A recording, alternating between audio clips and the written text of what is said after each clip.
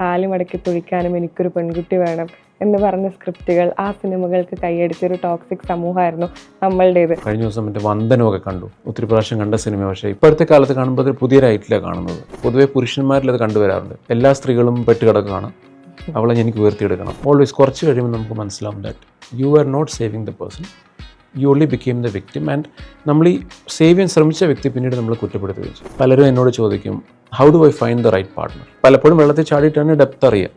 റിലേഷൻഷിപ്പിൻ്റെ കാര്യത്തിൽ അങ്ങനെ തന്നെയാണ്. ആഴം അറിഞ്ഞ് കണ്ട് പിന്നെ ചാടാനൊന്നും പറ്റില്ല, ചാടി കഴിഞ്ഞിട്ട് ആൾക്കാരെ അറിയത്തുള്ളൂ. പോളിഗാമി നമ്മുടെ ഉള്ളിലുണ്ട്, എന്നാൽ ഒരു പാർട്ട്ണറിൻ്റെ ഒപ്പം നിൽക്കുക എന്ന് വെച്ചാൽ നമ്മുടെ ചോയ്സാണ്. Choices define us. സമൂഹത്തിൻ്റെ ബേസിക് ബിൽഡിംഗ് ബ്ലോക്ക് എന്ന് പറഞ്ഞ ഫാമിലികളാണ്. ആ ഫാമിലിയിൽ നമ്മൾ പഠിക്കുന്ന സ്കില്ലുകളാണ് നാളെ സൊസൈറ്റിയിൽ നമ്മൾ പുറത്തുപോയി കാണിക്കാൻ പോകുന്നത്. ഞാൻ സ്നേഹിക്കുന്ന സ്ത്രീ മറ്റൊരാളുടെ കൂടെ കിടക്ക പങ്കിട്ടു എന്ന് പറഞ്ഞ ഒരു പുരുഷനും താങ്ങാൻ പ്രയാസം. അതാണ് സ്ത്രീ പുരുഷൻ തമ്മിലുള്ള കാര്യം. പുരുഷന്മാരെ കുറച്ചുകൂടെ ടെറിറ്റോറിയലാണ്. ഞാൻ സ്നേഹിച്ച സ്ത്രീ എൻ്റെതാണ്, പ്രോപ്പർട്ടി എന്നുള്ള രീതി. It's my property. ഒരു ചീത്തയായിട്ടുള്ള ഒരു മകനെ ഒരു പെൺകുട്ടിയെ പിടിച്ച് കല്യാണം കഴിപ്പിച്ച് കഴിഞ്ഞാൽ എല്ലാം ശരിയാവുമെന്ന് വിചാരിക്കുന്ന മാതാപിതാക്കളുണ്ട്. ഞാൻ എപ്പോഴും പറയും, ഒരു ഐഡിയൽ റിലേഷൻഷിപ്പിൽ ഏറ്റവും ഇമ്പോർട്ടൻ്റ് വേണ്ടത് മ്യൂച്വൽ എമ്പതിയാണ്. ഈ ലോകത്തിൽ തന്നെ ഏറ്റവും പവർഫുൾ ഇമോഷൻ എന്ന് പറയുന്നത് എമ്പതിയാണ്. Feeling for others. Leaving is easy, വേണ്ടെന്ന് പറഞ്ഞാൽ പോരെ. പക്ഷേ staying takes much more energy, അല്ലെങ്കിൽ കുറേ അധികം സ്കില്ലുകളും കാര്യങ്ങളൊക്കെ ഉണ്ട്.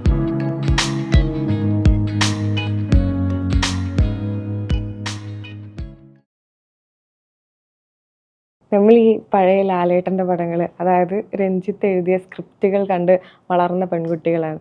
അതായത് ഒരു ചെറുക്കൻ വന്നു കഴിഞ്ഞാൽ കാല് മടക്കി തുഴിക്കാനും എനിക്കൊരു പെൺകുട്ടി വേണം എന്ന് പറഞ്ഞ സ്ക്രിപ്റ്റുകൾ ആ സിനിമകൾക്ക് കൈയടിച്ചൊരു ടോക്സിക് സമൂഹമായിരുന്നു നമ്മളുടേത്.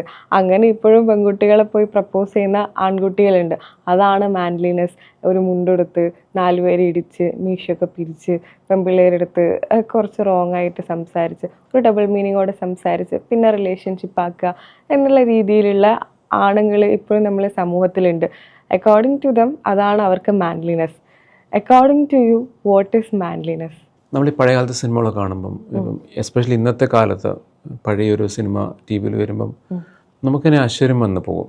അന്നത്തെ ആ ഒരു റൊമാൻറ്റിക് ലിറ്ററേച്ചർ, അല്ലെങ്കിൽ എങ്ങനെയാണെന്ന് പുരുഷന്മാർ സ്ത്രീകളുടെ പുറകെ നടന്ന് അവരെ ഇതുപോലെ കൺവിൻസ് ചെയ്തെടുക്കുക എന്നുള്ളത്. ഇപ്പം കഴിഞ്ഞ ദിവസം മറ്റേ വന്ദനമൊക്കെ കണ്ടു, അപ്പം ഒത്തിരി പ്രാവശ്യം കണ്ട സിനിമ. പക്ഷേ ഇപ്പോഴത്തെ കാലത്ത് കാണുമ്പോൾ അതൊരു പുതിയൊരായിട്ടില്ല കാണുന്നത്. മോഹൻലാൽ ആണെങ്കിലും നായികയുടെ പുറകെ നടന്ന്, അതെ, ഇപ്പോഴത്തെ കാലത്ത് സ്റ്റോക്കിംഗ് എന്നൊക്കെ പറയും, അല്ലേ, ജയിലാകും. പക്ഷെ അന്നത്തെ കാലത്ത് അത് ഗ്ലോറിഫൈ ചെയ്യപ്പെട്ടിരുന്നു. ഈവൻ പഴയ കാലത്ത് ഇതൊക്കെ നോക്കിക്കഴിഞ്ഞാൽ പുരുഷന്മാർ സ്ത്രീകളുടെ പുറകെ നടക്കണം, അവരെ സ്നേഹിക്കണം, നീ എൻ്റെതായില്ലെങ്കിൽ ഞാൻ പ്രശ്നം ഉണ്ടാക്കും, അല്ലെങ്കിൽ ഞാൻ പോയി തൂങ്ങിച്ചെത്തുകളയും എന്നൊക്കെ പറയും. അപ്പോൾ ഇപ്പം അത് മാറി വന്നു. കാര്യം മാസ്കുലിനിറ്റി എന്ന് പറയുമ്പോൾ അന്നത്തെ കാലത്ത് അതായിരുന്നു, just show how masculine you are, അല്ലേ, so that you know you can bring the feminine into your reach എന്നുള്ളത്. ഇപ്പം ഇപ്പോഴത്തെ കാലത്ത് അത് കുറച്ചുകൂടെ ചേഞ്ചായി. കാര്യം പുതിയ ടേംസുകളൊക്കെ വന്നു. ദാറ്റ്സ് ഇപ്പം വ്യക്തിയുടെ പുറകെ നടന്ന് നമ്മൾ പറയുന്നത് പോലെ അതിൻ്റെതായ ലീഗൽ കോൺസിക്വൻസസ് ഉണ്ടാവും. പ്ലസ് ഇന്നത്തെ കാലത്ത് ഈവൻ പെൺകുട്ടികൾ പോലും പുരുഷന്മാരെ പ്രപ്പോസ് ചെയ്യുകയും സ്നേഹിക്കുകയും ഇതൊക്കെ ചെയ്യുന്നുണ്ട്. ഇതിൻ്റെ ഒരു അണ്ടർസ്റ്റാൻഡിങ് എന്ന് പറയുന്നത്, നമുക്ക് എല്ലാവരുടെ ഉള്ളിലൊരു മാസ്കുലൈൻ ഫെമിനൈൻ എനർജി ഉണ്ട്. The combination of masculine and feminine makes me A complete person എന്ന് പറയും. എക്സാമ്പിൾ, മാസ്കുലൈൻ എനർജി കൂടുതലായ വ്യക്തികളാണ് ദേ show this high level of masculinity, aggression കാണിക്കുക. ഞാൻ മെയിൽസിൻ്റെ കാര്യമാണ് പറഞ്ഞത്.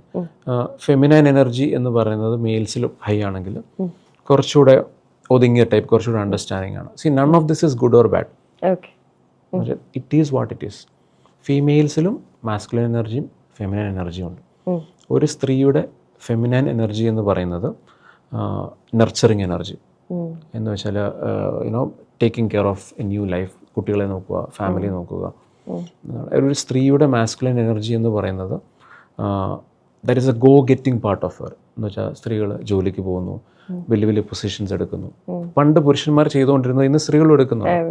That is the nurturing of the masculine energy within. അപ്പം നമ്മളിപ്പോൾ ഒരു സ്ത്രീയുടെ കേസ് എടുത്ത് നോക്കുകയാണെങ്കിൽ naturally women has feminine energy. അപ്പം ഈ മാസ്കുലിനിറ്റി അവരത് ബാലൻസ് ചെയ്യാൻ നോക്കുന്നത്, most of them how they do is അത് പുറത്തേക്ക് നോക്കും. I want this high masculine man, which will make, which will balance the femininity within me. എന്ന് ചിന്തിക്കും. സോ ലോട്ട് ഓഫ് വുമൻ, എനിക്കറിയാവുന്ന പലരും ഉണ്ട് ഇതുപോലെ പറയും. ഇപ്പോൾ കഴിഞ്ഞ ദിവസം ഒരു സുഹൃത്ത് പറയുകയുണ്ടായി, ഇന്നത്തെ കാലത്ത് പൗരുഷമുള്ള പുരുഷന്മാർക്ക് കാണാൻ കിട്ടുന്നില്ല എന്ന് പറയും, പണ്ടത് ഉണ്ടായിരുന്നു എന്ന് പറയും. Which means that she is actually looking for someone like that. ഇതെല്ലാം സബ്ജക്റ്റീവാണ്. It's differs from person to person. ഇപ്പം ചിലരോട് ചോദിച്ചാൽ പൗരുഷമുള്ള പുരുഷൻ എന്ന് വെച്ചാൽ മീശ പിരിച്ച് കുറച്ച് ഡാർക്ക് സ്കിന്നായിട്ടുള്ള ബോഡിയുള്ള മനുഷ്യരെന്ന് ചിലർ പറയും. എന്നാൽ ചിലർ പറയും അങ്ങനെയല്ല, എനിക്ക് അത്രയും മാസ്കുലിനിറ്റി വേണ്ട, I need someone who is like എന്നെ സ്നേഹിക്കണം, കെയർ ചെയ്യണം, എൻ്റെ ഒപ്പം എൻ്റെ ഒരു നല്ല ഫ്രണ്ടായിട്ട് നിൽക്കണം എന്ന് പറയും. It all depends on what you want എന്നുള്ളതാണ്. അപ്പം മാസ്കുലിനിറ്റി എലിമെൻ്റ് കുറവുള്ള വ്യക്തികൾ അവരെപ്പോഴും പുറത്ത് അന്വേഷിക്കും. സോ അവർക്ക് വേണ്ടിയ ആ ഒരു ഫീച്ചറുള്ള പുരുഷന്മാരെ കാണുമ്പം they feel attracted to them. I need this level of masculinity to balance my എന്നുള്ളത്. തിരിച്ചുമാണ് പുരുഷന്മാരുടെ കേസ് നോക്കിയാലോ.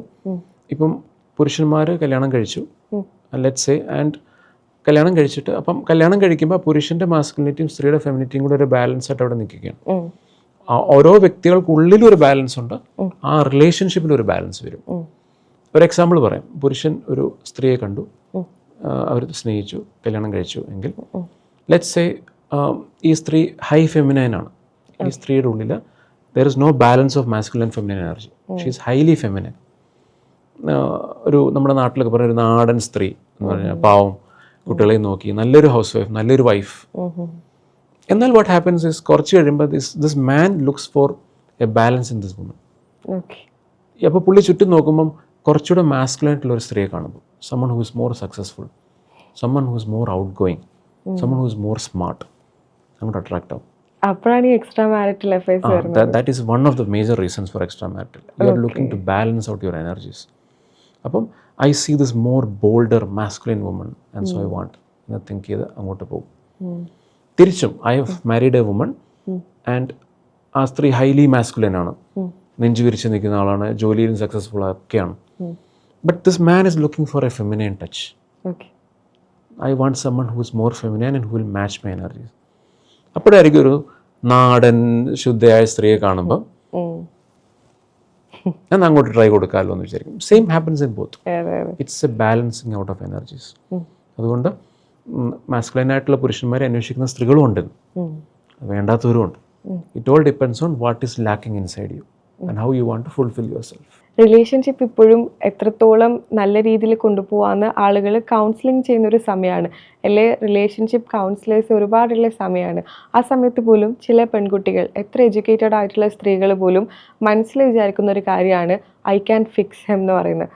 ഒരു ബാഡ് ബോയ് സിൻഡ്രം ഉള്ള ഒരാളെ ഐ ക്യാൻ ഫിക്സ് ഹെം എന്ന് വിചാരിക്കുന്ന പെൺകുട്ടികൾ ഇപ്പോഴും ഉണ്ട്. അപ്പോൾ അവർ വിചാരിക്കുന്നത് വെച്ചിട്ടുണ്ടെങ്കിൽ അയാളുടെ ചൈൽഡ്ഹുഡ് ട്രോമയായിരിക്കാം, അയാൾ അനുഭവിച്ചു വന്ന ട്രോമയായിരിക്കാം അയാൾ അത്രത്തോളം അഗ്രസീവ് ആക്കുന്നത്, അല്ലെ അയാളിപ്പോൾ കാട്ടിക്കൂട്ടുന്ന എല്ലാം അയാളുടെ ട്രോമയായിരിക്കാം എന്ന ആ ഒരു സഹതാപം പിടിച്ചു പറ്റി ഐ ക്യാൻ ഫിക്സ് ഹെം, ഞാൻ അയാളെ നന്നാക്കിയെടുക്കും, അയാളുടെ കൂടെ ഒരു കുടുംബജീവിതം നയിച്ച് ഒരു കുട്ടികളൊക്കെ ഉണ്ടാക്കി അയാളെ നല്ല രീതിയിൽ മാറ്റിയെടുക്കും എന്ന് വിചാരിക്കുന്ന ആളുകളുണ്ട്. പണ്ട് ഇതുപോലെ തന്നെയായിരുന്നു.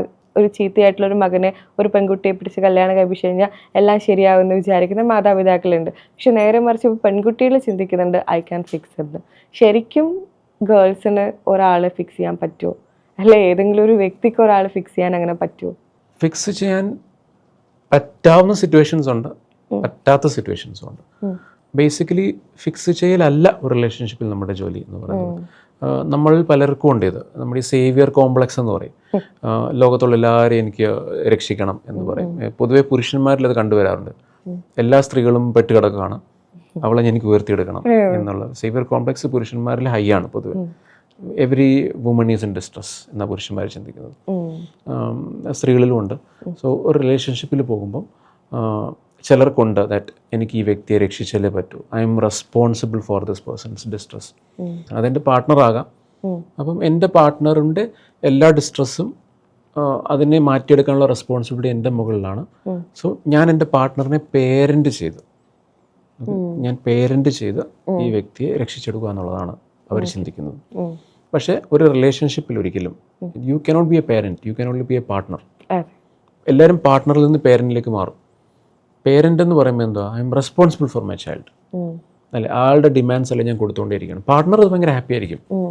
കാര്യം എനിക്ക് വേണ്ടി എല്ലാം കിട്ടുന്നുണ്ട്, I can take without giving anything. And പേരൻ്റായിട്ട് നിൽക്കുന്ന വ്യക്തി ഇസ് ഓൾസോ ഗിവിങ്. അപ്പോൾ ആ റിലേഷൻഷിപ്പ് ഒരിക്കലും അപ്പോഴും ഒരു സൈഡ് ഒരു എക്സെൻട്രിക്കായി, അതൊരു ബാലൻസ് റിലേഷൻഷിപ്പ് അല്ല. ആൻഡ് പലപ്പോഴും നമ്മൾ കണ്ടുവരുന്ന ഇങ്ങനെയാണ്, the more you save the person the more victim you become. അതായത് നമ്മൾ ഒരു വ്യക്തിയെ നമ്മൾ എത്രമാത്രം സേവ് ചെയ്യാൻ നോക്കുന്നു, ഓൾവേസ് കുറച്ച് കഴിയുമ്പോൾ നമുക്ക് മനസ്സിലാവും that you are not saving the person, you only became the victim. And നമ്മൾ ഈ സേവ് ചെയ്യാൻ ശ്രമിച്ച വ്യക്തി പിന്നീട് നമ്മൾ കുറ്റപ്പെടുത്തുകയും ചെയ്യും. There is something known as a drama triangle റിലേഷൻഷിപ്സിൽ.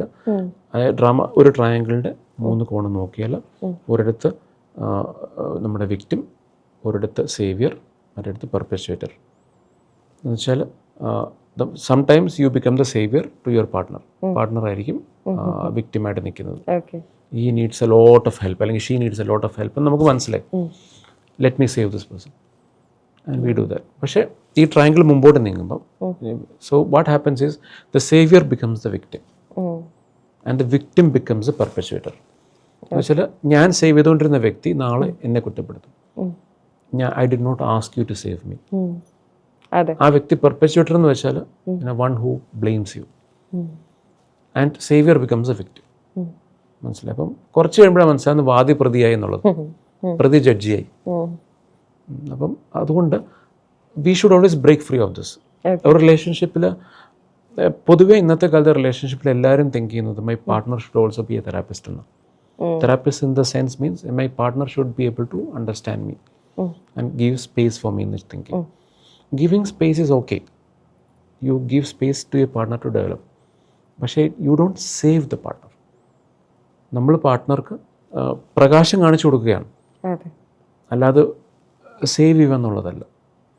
So you can be the therapist within your family, but do not try to save anyone. Just show them the light. ഇങ്ങനെയാണ് കാര്യങ്ങൾ. So if you move this is the consequence. If you move this way, this is the consequences. എന്തുകൊണ്ടാണ് ഇപ്പോൾ ഒരു മാൻ child കൂടിക്കൊണ്ടുവരുന്നത്? അതായത് മിക്ക ആണുങ്ങളും ആഗ്രഹിക്കുന്നത് എൻ്റെ അമ്മയെപ്പോലെ ഒരാളായിരിക്കണം എൻ്റെ പാർട്ട്ണർ, അല്ലെങ്കിൽ എൻ്റെ പാർട്ട്ണറിൽ എനിക്ക് എൻ്റെ അമ്മയെ കാണാൻ പറ്റണം, അമ്മയെപ്പോലെ എന്നെ നോക്കാൻ പറ്റുന്ന ഒരാളെ മാത്രമേ എനിക്ക് സ്നേഹിക്കാൻ പറ്റുള്ളൂ, അമ്മയെപ്പോലെ കുക്ക് ചെയ്ത് തരണം, അമ്മയെപ്പോലെ തുണി വാഷ് ചെയ്ത് തരണം. ഇതൊക്കെയാണ് അവർ ആഗ്രഹിക്കുന്നത്. എൻ്റെ അമ്മ എന്നെ കെയർ ചെയ്യുന്ന പോലെ എന്നെ കെയർ ചെയ്യണം. ഇപ്പോൾ സ്ത്രീകളുടെ ഭാഗത്തായാലും അങ്ങനെ തന്നെയാണ്. എൻ്റെ അച്ഛൻ എന്നെ കെയർ ചെയ്യുന്ന പോലെ കെയർ ചെയ്യാൻ പറ്റുന്ന ഒരാൾ വേണം. സോ ഒരു മാൻ ചൈൽഡ് ഇങ്ങനെ കൂടിക്കൊണ്ട് വരികയാണ്. അതെന്തുകൊണ്ടാണ്? മാൻ ചൈൽഡ് പണ്ടും ഉണ്ടായിരുന്നു. പക്ഷെ അന്നത്തെ റിലേഷൻഷിപ്സ് എന്ന് വെച്ചാൽ അതിൻ്റെ ഡിഫറൻസ് എന്ന് വെച്ചാൽ അത് കുറച്ചുകൂടെ സ്ട്രക്ചേർഡ് ആയിരുന്നു. എന്ന് വെച്ചാൽ പഴയ റിലേഷൻഷിപ്സ് വെർ സൈലൻറ്റ് റിലേഷൻഷിപ്സ്. എന്ന് വെച്ചാൽ ഒരു കുടുംബ ബന്ധത്തിനകത്ത് നടക്കുന്ന പുറത്തറിയുന്നില്ലായിരുന്നു. അവിടെ മാൻ ചൈൽഡും ഒക്കെ ഉണ്ടായിരുന്നു, വുമൺ ചൈൽഡും ഒക്കെ ഉണ്ടായിരുന്നു. But people stuck to it. കാര്യം എനിക്കതിൽ നിന്ന് ഇറങ്ങാൻ പ്രയാസമാണ്. യുനോ ഇതെൻ്റെ ഫെയ്റ്റാണ്. ആൻഡ് ഇറങ്ങിക്കഴിഞ്ഞാൽ എനിക്ക് എംപ്ലോയ്മെൻറ്റ് ഇഷ്യൂ ഉണ്ടാവും, ഫിനാൻഷ്യൽ ഇഷ്യൂ ഉണ്ടാവും, സൊസൈറ്റി എന്നെ വല്ലാതെ ജഡ്ജ് ചെയ്യും എന്നുള്ള ഫീലിങ്ങിൽ പീപ്പിൾ സ്റ്റേഡ് ഇൻ ഇറ്റ്. ഇന്നും അതുപോലെയാണ്. പക്ഷെ ഇന്നത്തെ റിലേഷൻഷിപ്സ് കുറച്ചുകൂടെ അന്നത്തെ അത്രയും സ്ട്രിക്റ്റ് അല്ല, അത്രയും ഇതുപോലെ സ്ട്രക്ചേർഡ് അല്ല. സോ മാൻ ചൈൽഡ് എന്ന് പറയുമ്പം the person expects other partner to parent him. ഇപ്പം പഴയ കാലത്താണെങ്കിലും ഇപ്പം കല്യാണം കഴിക്കുന്ന സമയത്ത് ഇപ്പം പെൺകുട്ടിയുടെ പേരൻസ് പുരുഷ ചെറുക്കനോട് പറയും അവൾ കൊച്ചാണ്, അവളെ ഒന്ന് നോക്കിക്കോണേ, അവളെ ഒന്ന് കെയർ ചെയ്തോണേ എന്ന് പറയും. Which literally means that I am giving my child to a new parent. Parenting അന്നുമുണ്ട്. Parenting was defining many relationships. പഴയ റിലേഷൻഷിപ്പിലൊക്കെ നോക്കിക്കഴിഞ്ഞാലും വൺ ഓഫ് ദ പാർട്ട്ണർ ഏജിൽ കുറവായിരുന്നു. പ്രായത്തിൽ കൂടുതലുള്ള പാർട്ട്ണർ പുരുഷനാണെങ്കിൽ, പുരുഷനായിരുന്നില്ല അന്നത്തെ, ഒരു മകളെ പോലെ കുട്ടിയെപ്പോലെ കെയർ ചെയ്ത് കൊണ്ട് നടക്കുമായിരുന്നു. There was parenting. പക്ഷെ ഇന്നും പേരൻറ്റിങ് ഉണ്ട്, പക്ഷെ ഇന്ന് കുറച്ചുകൂടെ it has come out. And ഇപ്പം സോഷ്യൽ മീഡിയയുടെ അഡ്വെൻറ്റ് ഉണ്ട്. People understand that this is wrong എന്നുള്ളതാണ്. പക്ഷെ എ ഗുഡ് നമ്പർ ഓഫ് റിലേഷൻഷിപ്സിൽ ഇന്നും മാൻ ചൈൽഡ് അല്ലെങ്കിൽ വുമൺ ചൈൽഡ് ഉണ്ട്. വിച്ച് മീൻസ് ദാറ്റ് ഞാൻ ഈ റിലേഷൻഷിപ്പിലാണ് and I expect you to take care of all my needs. എൻ്റെ ഡെവലപ്പ് ചെയ്യാത്ത ഭാഗങ്ങളുണ്ട്, എൻ്റെ അബാൻഡൻമെൻറ്റ് ഇഷ്യൂസ് ഉണ്ട്, എൻ്റെ ട്രോമ ലാംഗ്വേജ് ഉണ്ട്, എൻ്റെ പഴയ വൂണ്ടുകളുണ്ട്. ഇതെല്ലാം I am giving to you. Please take care of me and help me become a better person. Without knowing that the partner has to take a lot of load. എൻ്റെ പാർട്ട്ണറിൻ്റെ emotional ട്രോമയും എല്ലാം എനിക്ക് എടുക്കണമെങ്കിൽ ഒരു സൈഡിൽ മാത്രം. The partner doesn't give me anything. When I have to do it എനിക്കത് ഭയങ്കര ലോഡാണ്. ആൻഡ് ദാറ്റ് അഗെയിൻ ആ റിലേഷൻഷിപ്പിനെ അൺസ്റ്റേബിൾ ആക്കുകയാണ് അവിടെ. So man child still happens. പേർലി മണീൻ്റെ ഒരു റീസെൻ്റ് ആയിട്ടുള്ള ഒരു ഇൻ്റർവ്യൂവിൽ കണ്ടിട്ടുണ്ടായിരുന്നു. അതായത് പേർലി മണിയും അവരുടെ ഹസ്ബൻഡ് ശ്രീനിഷ് അരവിന്ദും കൂടി ഇങ്ങനെ സംസാരിച്ചുകൊണ്ടിരിക്കുക. വളരെ ബ്യൂട്ടിഫുൾ ആയിട്ടുള്ള, അല്ലെങ്കിൽ നമ്മൾ ഒരുപാട് സോഷ്യൽ മീഡിയ യൂസ് ചെയ്യുന്ന ആളുകൾ ഇൻസ്പയറിംഗ് ആയിട്ട് നോക്കുന്ന ഒരു ബ്യൂട്ടിഫുൾ റിലേഷൻഷിപ്പാണ് നമുക്ക് തോന്നുന്ന ഒരു കപ്പിളാണ് അവർ. അപ്പോൾ പേർലി മണി പറയുന്നുണ്ടായിരുന്നു, നമ്മളൊരു റിലേഷൻഷിപ്പിൽ ഒരു പാർട്ട്ണറെ എടുക്കുമ്പോൾ നമ്മളൊരു ലിസ്റ്റ് ഉണ്ടാക്കി ഈ ലിസ്റ്റ് അവരിലുണ്ടോ നോക്കുന്നതിനേക്കാളും നല്ലത് നമ്മൾ ആ ഉണ്ടാക്കിയ ലിസ്റ്റ് നമ്മളാവുക എന്നതാണ്. അങ്ങനെയാണോ? നമ്മൾ റിലേഷൻഷിപ്പിൽ കയറുമ്പം റിലേഷൻഷിപ്സിൻ്റെ ഒരു കുഴപ്പം ഇതാണെന്ന്, we can never know what our partner is അല്ലെങ്കിൽ ഹൂ അവർ പാർട്ട്ണർ ഇസ്. പലരും എന്നോട് ചോദിക്കും, how do I find the right partner, അല്ലെങ്കിൽ how do I know this person will stay for another 20, 25, 30 years. We can't. ഒരു വ്യക്തി ഏതൊക്കെ രീതിയിൽ മാറുമെന്ന് നമുക്കറിയില്ലല്ലോ. നമ്മളൊരു കണ്ണടച്ചങ്ങ് പലപ്പോഴും വെള്ളത്തിൽ ചാടിയിട്ടാണ് ഡെപ്ത് അറിയുക. റിലേഷൻഷിപ്പിന്റെ കാര്യത്തിൽ അങ്ങനെ തന്നെയാണ്. ആഴം അറിഞ്ഞ് കണ്ട് പിന്നെ ചാടാനൊന്നും പറ്റില്ല. ചാടി കഴിഞ്ഞിട്ട് ആൾക്കാരെ അറിയത്തുള്ളൂ. That's A luck factor also playing in this.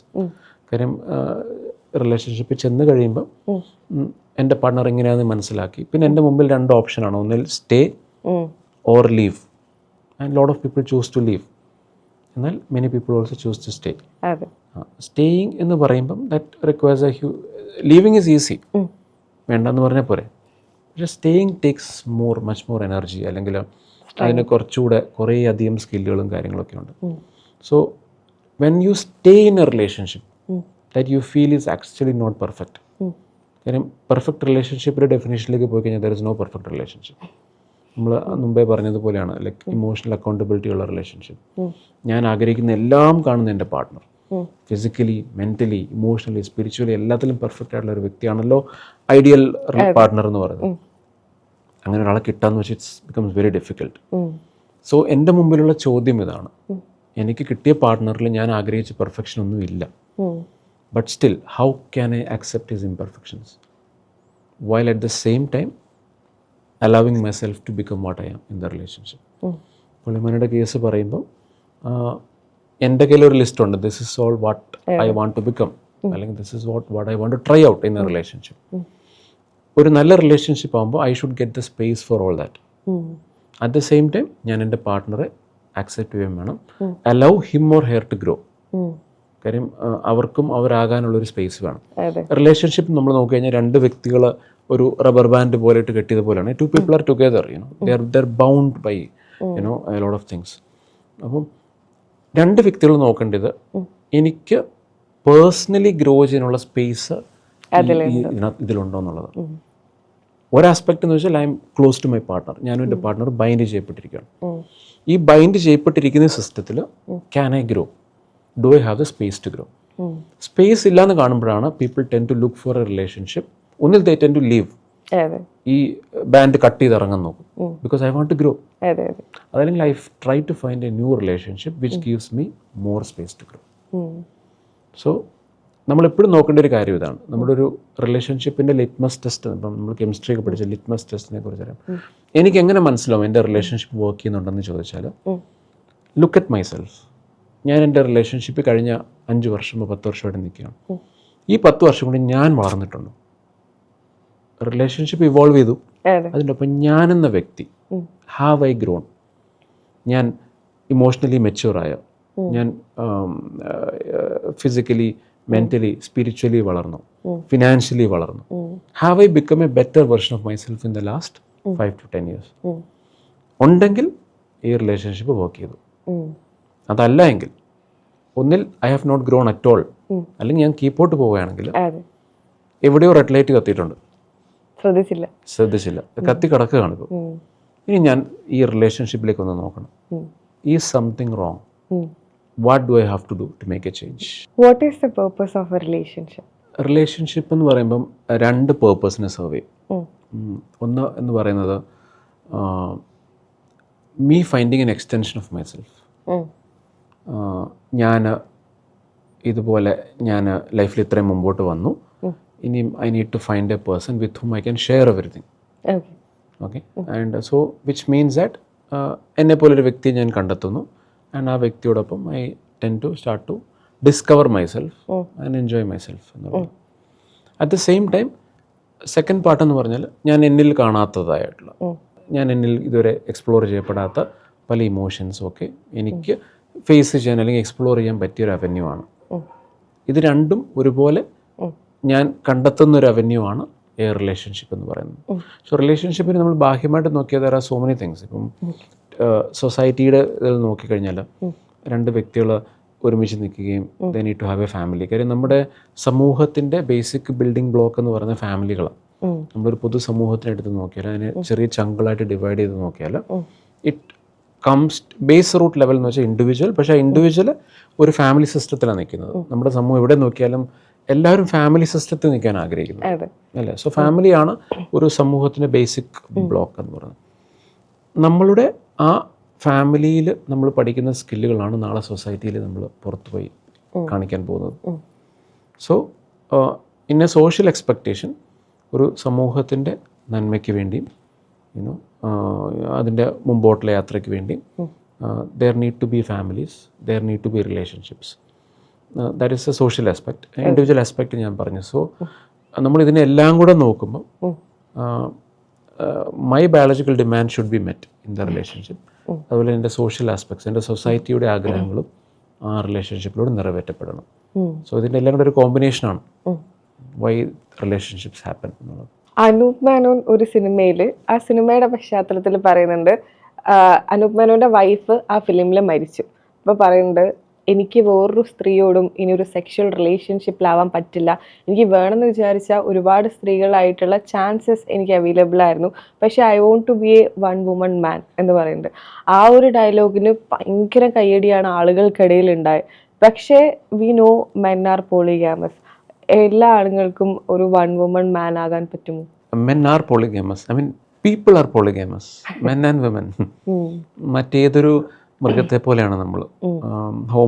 Homo sapiens എന്ന് പറയുമ്പം പോളിഗാമി നമ്മുടെ ഉള്ളിലുണ്ട്. നമ്മൾ എന്നാൽ ഒരു പാർട്ട്ണറിൻ്റെ ഒപ്പം നിൽക്കുകയെന്ന് വെച്ചാൽ നമ്മുടെ ചോയ്സ് ആണ്. ആൻഡ് ചോയ്സസ് ഡിഫൈൻ അസ് എന്ന് പറയും. സോ എൻ്റെ if I want to stay with one partner, ഞാൻ ആ പാർട്ട്ണറോട് ഞാൻ 100% ലോയലായിട്ട് നിൽക്കാൻ ആഗ്രഹിക്കുന്നു. ആ പാർട്ട്ണറിൻ്റെ വിയോഗത്തിലും out of loyalty for that person I tend to be alone, അല്ലെങ്കിൽ സെക്ഷുവലി കീപ് മൈസെൽഫ് അവേ എന്ന് പറയുന്നത് തികച്ചും ആ വ്യക്തിയുടെ ചോയ്സാണ്. അപ്പം ആ ഒരു പെർട്ടിക്കുലർ കേസിൽ നോക്കിക്കഴിഞ്ഞാൽ ആ കുട്ടി അത്രമാത്രം പുള്ളി സ്നേഹിച്ചു. And even I want to stay loyal even after you are gone എന്നുള്ളത് തികച്ചും ചോയ്സാണ്. അങ്ങനെയുള്ളവരുണ്ട്, ഇല്ലാത്തവരുമുണ്ട്. സോ പക്ഷെ നാച്ചുറലി നമ്മൾ കണ്ടുവരുന്നത് ഈ രണ്ട് ടൈപ്പ് ആൾക്കാരുമുണ്ട്. നമ്മൾ സൈക്കോളജി കുറച്ചുകൂടി ഡെപ്തിൽ നോക്കുമ്പം നമ്മൾ ഈ ലോകത്തെ മൊത്തം നമുക്ക് രണ്ടായിട്ട് തിരിക്കാൻ പറ്റും. ഒന്നെന്ന് പറഞ്ഞാൽ നമ്മളതിനെ ഫിസിക്കൽ സെക്ഷുവൽസ്, ഇമോഷണൽ സെക്ഷുവൽസ് എന്ന് പറയും. ഫിസിക്കൽ സെക്ഷുവൽസ് എന്ന് പറഞ്ഞാൽ are those people who need emotional commitment to involve in sex. ഞാനൊരു വ്യക്തിയോട് സ്നേഹമുണ്ടായെങ്കിൽ മാത്രം അയാളെ സെക്ഷുവലി എനിക്ക് ബിഹേവ് ചെയ്യാൻ പറ്റും. And most of the time ഞാൻ ആ ഒരൊറ്റ പാർട്ട്ണറെ വെക്കുകയുള്ളൂ. I tend to remain loyal to this person. Emotional sexuals എന്ന് പറയുമ്പം അവർക്കും ഇങ്ങനെയാണ്. I tend to love you and പക്ഷെ അവർക്ക് സെക്സ് സെപ്പറേറ്റ്, സ്നേഹം സെപ്പറേറ്റ് ആയിരിക്കും. ഞാൻ നിങ്ങളോട് സ്നേഹിക്കുന്നുണ്ടെങ്കിലും I may or may not do sex with you. At the same time അവർ ഒരു വ്യക്തിയോട് സ്നേഹവും ഒക്കെ ഉണ്ടെങ്കിലും മറ്റൊരു വ്യക്തിയുമായിട്ട് സെക്സിൽ ഇൻവോൾവ് ചെയ്യുന്നത് അവരെ സംബന്ധിച്ചോളം തികച്ചും നോർമൽ. അവരതിനെ തെറ്റായിട്ട് കാണില്ല. They don't even feel it is not loyal also. So there are so many people in that range going outside a relationship and അതിനകത്തൊരു സെക്സ് നടത്തുക എന്ന് പറയുന്നത് അത്ര വലിയ തെറ്റാണോ എന്ന് ചോദിക്കുന്നവരുമാണ്. That is psychology actually. So it all depends upon what kind of person you are എന്നുള്ളത്. ഈ ഒരു ക്വസ്റ്റ്യൻ കണ്ടിന്യൂ ചെയ്തുകൊണ്ട് ചോദിക്കുകയാണ്. ദീപിക പദുക്കോൺ വളരെ റീസെൻ്റ് ആയിട്ടുള്ളൊരു ഇൻ്റർവ്യൂവിൽ പറഞ്ഞിട്ടുണ്ടായിരുന്നു, എനിക്ക് എന്നെ ഫിസിക്കലി ചീറ്റ് ചെയ്താൽ എനിക്ക് അത്ര ബുദ്ധിമുട്ടില്ല, പക്ഷേ ഇമോഷണലി എനിക്ക് ചീറ്റ് ചെയ്താൽ എനിക്ക് ഒരിക്കലും അത് മറക്കാൻ പറ്റില്ല, ഐ കാൺ ഫോർഗിവ് എന്ന് പറഞ്ഞിട്ടുണ്ട്. അപ്പോൾ നമ്മളെ എങ്ങനെയാണ് അത്രയും നമ്മളെ വേദനിപ്പിച്ച ഒരു പാർട്ട്ണറിനെ, ഒരു വ്യക്തിയെ ഒരു റിലേഷൻഷിപ്പിലായിരിക്കാൻ, എല്ലാ റിലേഷൻഷിപ്പ് മുന്നോട്ട് പോകാൻ, how can we forgive someone like we truly അത്രയും നമ്മൾ അവരെ ഡീപ്പായിട്ട് സ്നേഹിച്ചിട്ടുണ്ടെങ്കിൽ എങ്ങനെയാണ് നമുക്ക് അവരെ ഫോർഗിവ് ചെയ്യാൻ പറ്റുക അവരോട്? ഈ ഫോർഗിവിങ്ങിൻ്റെ കേസ് നോക്കിയാൽ പുരുഷനും സ്ത്രീയും തമ്മിലുള്ള വ്യത്യാസം ഇപ്പം ദീപിക പദുകോൻ്റെ കേസിൽ പറഞ്ഞില്ലേ, എന്നെ ഇമോഷണലി ചീറ്റ് ചെയ്താൽ അത് എന്നെ കൂടുതൽ ഹേർട്ട് ചെയ്യും, അതെ ഫിസിക്കലി ചീറ്റ് ചെയ്താൽ അത്ര വലിയ ഇഷ്യൂ എനിക്കില്ല, അല്ലെങ്കിൽ അറ്റ്ലീസ്റ്റ് ഈ ഇൻറ്റൻറ്റിൽ എനിക്കില്ല എന്ന് പറഞ്ഞു. ടു ആൻ എക്സ്റ്റെൻറ്റ് സ്ത്രീകൾ കൂടുതൽ അങ്ങനെ തന്നെയാണ്. For them emotional cheating is a big affair. Physical cheating പിന്നെയും അവർ ചിലപ്പം ക്ഷമിച്ചെന്നിരിക്കും പല കേസുകളിലും. പുരുഷന്മാർ തിരിച്ചാ.